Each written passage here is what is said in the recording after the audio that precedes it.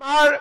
এই 4 লাখ আত্মসহায়ক গোটৰ 40 লাখ মহিলাক আমি যদি সামাজিকভাৱে আৰু ব্যক্তিগতভাৱে দুইটা পৰ্যায়ত যদি আমি সহায় কৰিব পাৰো, আমি বিশ্বাস কৰো যে এখন আত্মনিৰ্ভৰ অসম য'ত নেকি মহিলাসকলে আমাৰ অৰ্থনৈতিক স্বাৱলম্বিতাৰ এক নিদৰ্শন হৈ সমাজখনক আগুৱাই লৈ যাব পাৰিব। অলপ আগতে প্ৰধানমন্ত্ৰী নৰেন্দ্ৰ মোদী ডাঙৰীয়াৰ এষাৰ বাক্য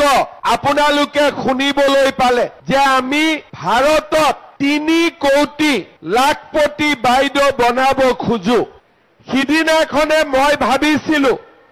যে প্ৰধানমন্ত্ৰী ডাঙৰীয়াই দেশত যদি 3 কোটি মহিলাক লাখপতি বাইদেউ বনাব পাৰে, আমি অসমত অন্তত 30 লাখ মহিলাক আমি লাখপতি বনাবৰ বাবে চেষ্টা কৰিব পাৰো